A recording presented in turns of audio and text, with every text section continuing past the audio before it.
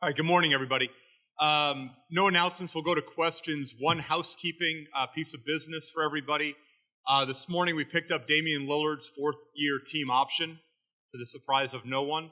But I do want to kind of let you guys know the other three rookie scale options, the third year for C.J. McCollum and fourth years for Myers Leonard and Thomas Robinson.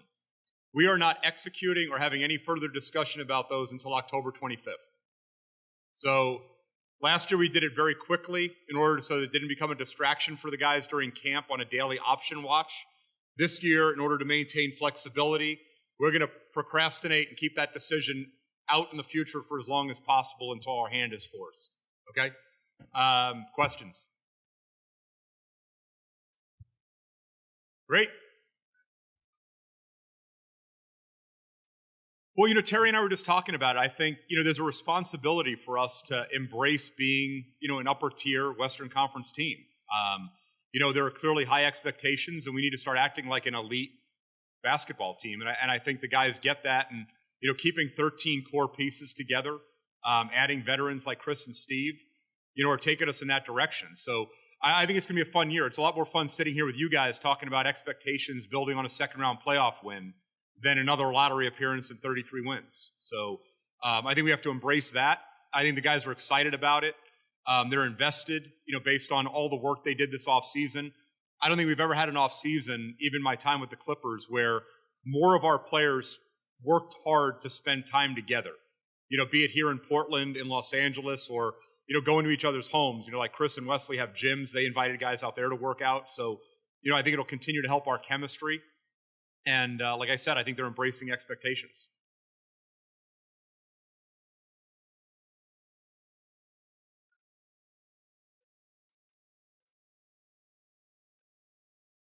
Look, I think we talked about this last year where, playing our best basketball, at the end of April is what's really important to us. And I think we saw that last year. We won 9 of our last 10. We got off to a great start, had a dip, and then turned it back on again. It resulted in a first-round playoff win. So, I don't want to put an objective number on it in terms of wins because the West is deeper. The East is far more competitive. I think, even fewer wins may translate to a better playoff position, to be honest with you. And when you look at the Western Conference last year, we won a 4-5 matchup as an underdog. But beyond that, every other series went to 7. So I think it's less important where you're seated in the West if you're lucky enough to be in the playoffs and more how you're playing at the time you enter the playoffs.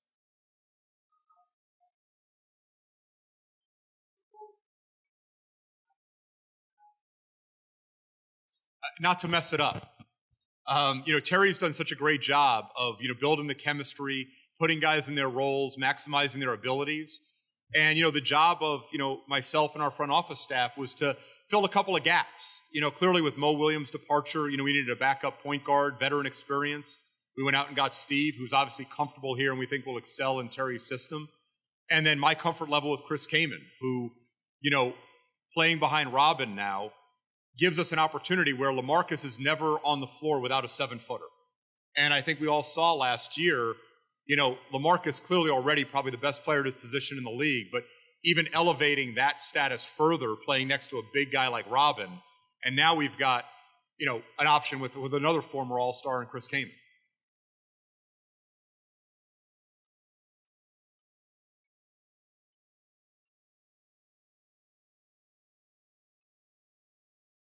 Well, look, they bring all those veteran tools, right? They've been there. They've been in playoff series. They know what it takes to win in this league. I'm really happy because we've talked for a long time about wanting guys here that want to be here, that believe in how we're playing, that believe in our culture. And Steve and Chris were very early signings in the free agent period. They both come from first-class organizations, leaving, the Lakers and Golden State. And they chose to be here. They had multiple options, and, they believed in what we were doing. They believed in how we play.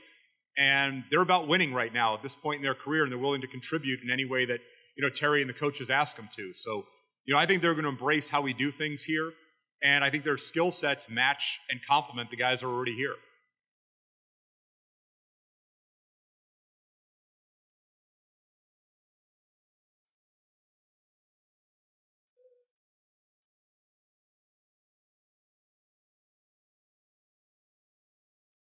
Look, the economics always take care of themselves. I think one of the things about our owner is the only thing he cares about is winning. He wants a product on the floor he can be proud of, an organization he can be proud of, and a team that has a chance to win every night and win at a high level. So, with any player, the challenge is getting guys to want to be here, to buy into how we're doing things, and to be able to perform while they're here. Economics are economics. They take care of themselves.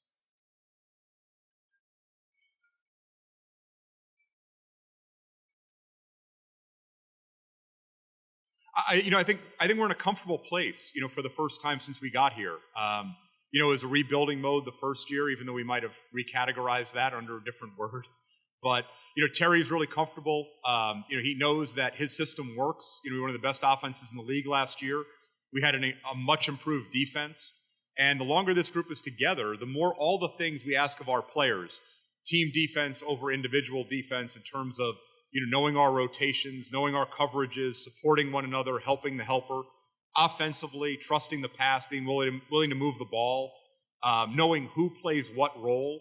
So I think we're going to be able to accelerate things in this camp and move on to other objectives because there's going to be less teaching and indoctrination and more polishing. So I think, look, Terry and I have a great relationship. I love the way we play basketball. It's a fun style to watch. I know when I talk to my colleagues around the league, we're one of the teams they watch, from the East Coast, at night because of how we play and our style of play. So, I think that and the comfort level of how best to utilize our roster is going to really give us a really good jump early in the season.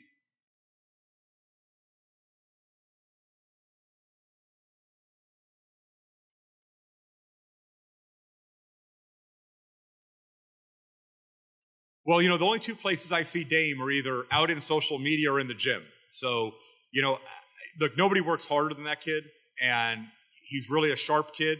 He's got a great business mind, and he's instituted some programs, his 4-Bar Friday, on Twitter. He's active on social media, but the things I think that go unrecognized are the things that he does back in his community in Oakland, things he does here in the inner city in Portland, things he does with kids, the camps he runs. So nothing gets in the way of basketball for Damian. We've talked about this a lot. Nothing gets in the way of winning. We're a players first organization. Every decision any of us make, myself, Terry, Chris McGowan, it's all how does it affect the players and their ability to win? And all we ask in return is that the players ask what's best for the team. And, his individual success in no way has ever come at the expense of our team.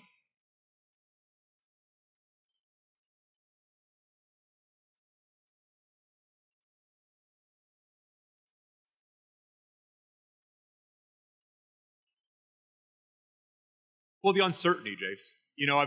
So not to be devil's advocate for my own model, but I think when wherever you work towards flexibility, and you have shorter term contracts and everybody's on kind of the same contract arc, there's the danger of things interrupting your chemistry because of multiple players in contract years.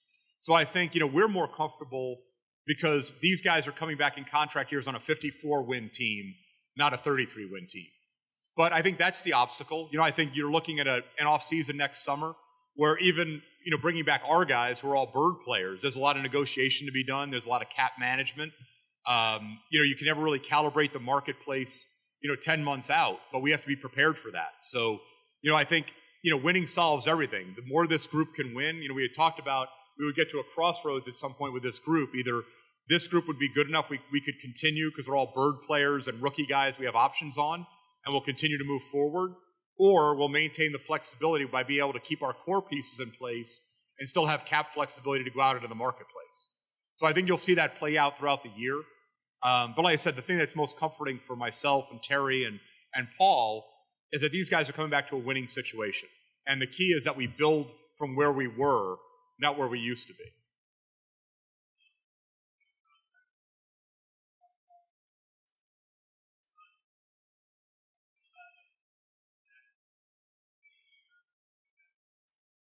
Well, I feel a lot better than I did when he wasn't sure about wanting to re-sign. And I know you guys will pepper LA later, on this question. It's a big question for the course of the franchise. But again, going back to, Joe's point or his question, which is the economics take care of themselves. The key for us was building a culture and an identity and an environment that LaMarcus wanted to be in for the long term. And you can confirm with LA, but I think everything that he's said to this point, all of our conversations, our offseason visit with he and Arn Tellem and Thad Fouché and Paul were that he wants to be here, and he's the cornerstone of our franchise. He wants to be the greatest Blazer of all time. He's on course to do that. And it's incumbent upon me as general manager to make sure that we continue to put pieces around him that give him a chance to win at the highest level. So there is no reason to look outside this organization for greener pastures.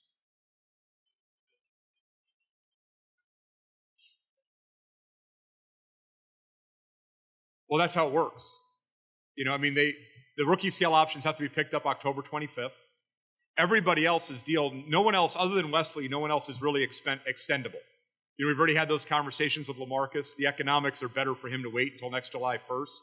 Robin, because he's on a 3-year deal right now, can't be extended until July 1st. And it wouldn't be an extension, it would be a new deal. Will Barton will be a restricted free agent. And all our other free agents, Joel, Victor, Durrell, same category. Because their contracts were originally less than 4 years, they have to actually expire, but they'll all be full bird players, so we have the flexibility to re-sign our own players as well as other free agents.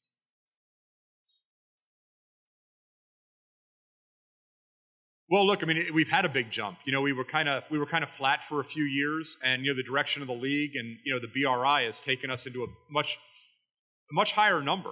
And the percentage increases are there, and I think you saw a market adjustment this offseason for players that were free agents, and I think you'll see a market adjustment next summer as well. But like I said, the comfort level that I have is going back to all of our players performing at a high level. They're contributing to winning. And it's incumbent upon us to make decisions and re-sign them. But the beauty is that they are all full bird players, so it's to their advantage to re-sign with us. It's the 31st. I'm just telling you guys, we won't make any decisions or execute anything prior to the 25th because we play the night of the 24th.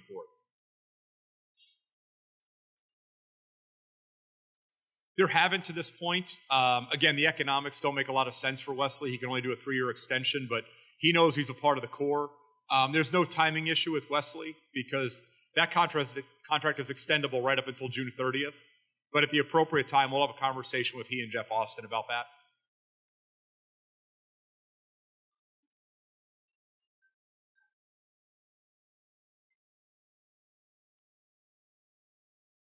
No, I don't think you want to be reactive. We're always trying to move the organization forward, but I think it was important. We had 2 tools.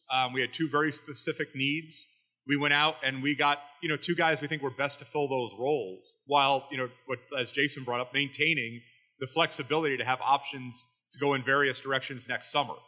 No, I don't think you want to be reactive. I think, look, the West can't get any more competitive than it already is. I think New Orleans did a great job this offseason. Dell Demps made a great acquisition, fortifying their front line with Omer Ashik. Phoenix is re-signing their players. They were terrific last year. Minnesota, has a lot of great young talent. So you're not going to get any breaks on any night in the Western Conference. But being reactive to what guys do from a name standpoint doesn't do us any good. We've talked about this. Names don't win games. Teams win games. And I think we saw that last year. We were a real sum of the parts last year. We didn't have a flashy offseason, and it resulted in a 21-game improvement. I don't know if we had a flashy offseason this offseason, but we brought back 13 guys and added 2 guys that'll clearly be in the rotation and be major contributors. So I think we did as much as anybody else that was already a playoff team last offseason, and now it's going to be about internal growth.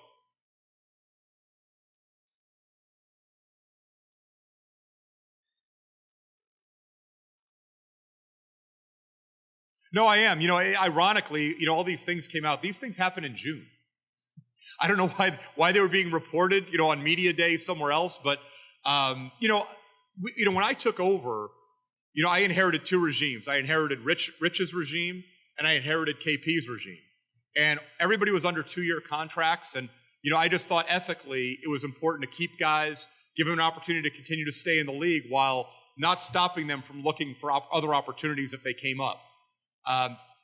So as we go through them individually, Mike Bourne, we weren't able to keep Mike. With Jason Philippi, our international scout, we made a decision to make a change there. Aloja Milosevic, who has worked with Steve Rosenberry and Bill Branch multiple years, Oklahoma City, Atlanta, Seattle, was too good of an opportunity to pass up the ability to bring him into our organization. Ben Falk, he took a position back in July with Philadelphia. And, kudos to Ben. He went from being a basketball analytics manager to vice president of basketball strategy. And, Chad Buchanan went from director of college scouting to assistant GM. It's incumbent upon general managers to develop the guys on their staff and not just give them the opportunity to pursue other opportunities, but to do everything you can to foster an environment where guys have growth. And I think you see that with, Chad and Ben are both, they're both recipients, I guess, or beneficiaries of our success last year. And they deserve everything that they're getting, and I'm happy for them. And, we had guys internally we promoted from within that were waiting for an opportunity. And had we not lost Chad and Ben, we would have lost those guys. So I'm very comfortable with where our staff is. I've always been more comfortable with a smaller staff to begin with. We had a very small staff with the Clippers, and it worked well there. We're very collaborative, so you want to be as open as possible, and sometimes it gets a little unwieldy to have too many opinions in the room. So I think we've got a great staff. It's the same staff that was in place. My assistant GMs haven't changed. Joe Cronin was promoted from within, so was Zach Williams, and Olshey was brought in from outside. So we're really comfortable. We got a great team in place. Everybody knows the direction and vision of the organization. They understand the culture and the kind of players we want here. And, and the collaboration that continues to work with, with Terry and his staff, foster the environment where we have the right kind of players on our roster.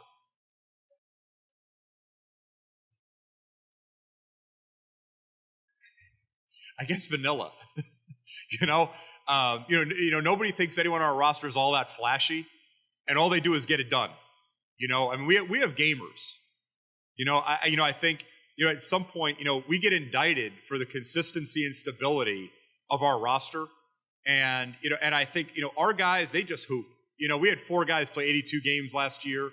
LaMarcus came back earlier from that horrific fall on his back than anybody would have asked him to do. And we went 9-1 when he returned. It's a testament to our medical staff with Chris Stackpole. But, these guys weren't 100% all the time, but, they knew what was at stake and they're competing. I think you saw that with Nico in, the last 2 games he played in the World Cup when he really brought it, when there was something at stake. Wesley plays through everything. Same thing with Dame.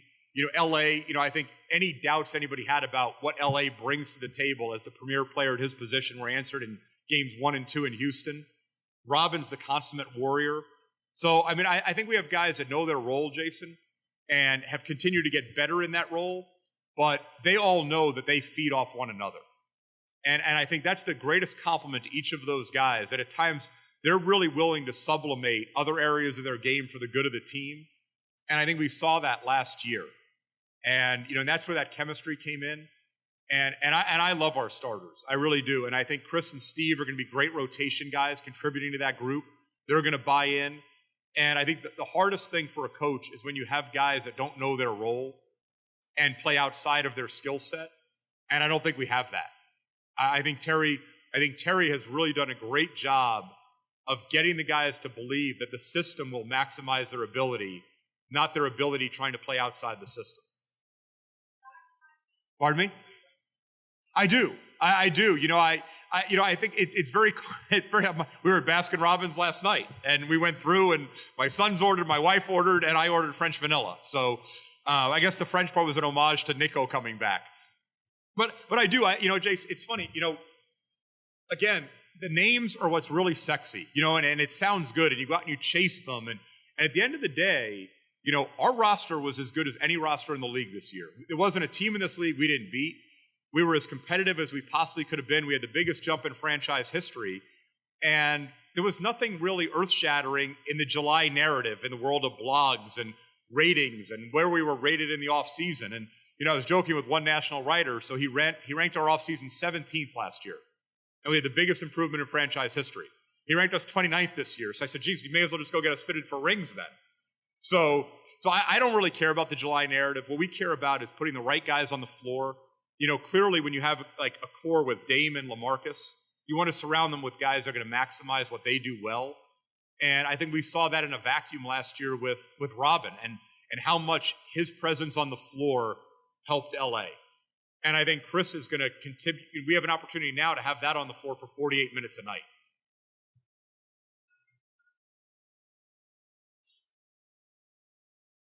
Oh, I don't know. The good news is it's not encumbered anymore. One of the most difficult things in this league is to make deals when all of your assets aren't liquid. And getting our draft pick back gives us a real ability to be aggressive in the trade market and have that chip, which we didn't have last year because it was encumbered. Look, I'm a draft guy. I love the draft. We've already got our draft board up. We're planning on going to practices in October.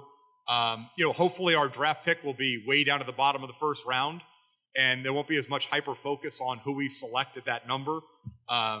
But it is good. It is good to take the encumberment off and be able to have the flexibility to construct deals with every possible tool at your disposal.